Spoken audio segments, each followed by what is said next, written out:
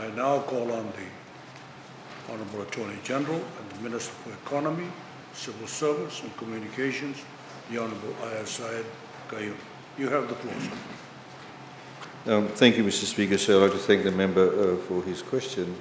Mr. Speaker, sir, the issue of zero balance is not something new, of course, and this relates to members whose accounts are active. Mr. Speaker, sir, in 2002, the FNPF reported that 56,028 members had zero balances. This figure is a total sum of those with zero balances inherited over the years since the fund began operations in 1966. This is also not only unique to FNPF, it is a common problem seen across many superannuation funds around the world and indeed the region.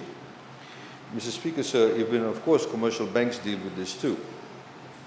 Mr. Speaker, sir, the number of members with zero balance currently stands at 59,751, 6.6 more than what was reported in 2002.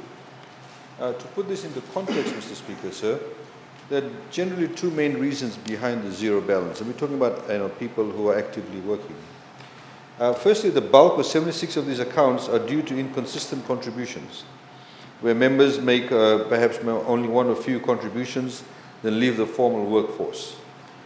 Sometimes, the employers would ask them to get an FNPF number. They may work for them for 1 year and then they leave. Again, Mr. Speaker, sir, all members of FNPF are covered for the special death benefit, where $35 is deducted annually for $8,500 death benefit cover. Over time, of course, if somebody's only made contributions of, say, $100 or $200, with the deduction of that, then the amount will get depleted. Mr. Speaker, sir, the second reason, the balance of 24% of those with zero accounts were members that registered and have made absolutely no contributions towards their accounts. So, for example, you have sometimes voluntary members. Somebody may come along as a volunteer and may say, I want to open up an account. They start up with, say, $50, and then they don't come back again. And we've seen that happen. In terms of the age, 40% of 23,136 with zero balance accounts are over 55 years old. Also, Mr. Speaker, sir, about 18,000 members of the 59,571 members have had no transactions in their accounts for over 10 years or more. Mr. Speaker, sir, there is a high probability that some members are no longer in employment, may have migrated, or some could have potentially died and the records have not been kept up to date. Mr. Speaker, sir, it is also important to note that the FNPF only closes a member's account when he or she comes forward to fully withdraw from the fund.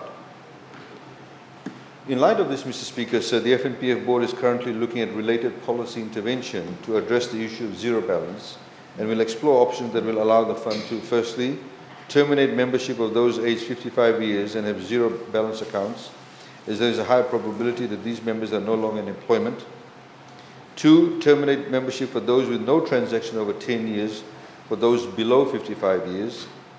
3, deactivate accounts for those with no transactions for more than 5 years. Cancel membership if no contribution is received after a lapse of 12 months from the membership startup date. Review minimum deposit amount for those wishing to open a new FNPF account. And members who have registered and have not made any contributions will be contacted and advised on the importance of contributing to their accounts and encouraged to make regular contributions, even if it is a few dollars. It will also add to their savings and earn interest. Thank you, Mr. Speaker, sir. I thank the Honourable Minister.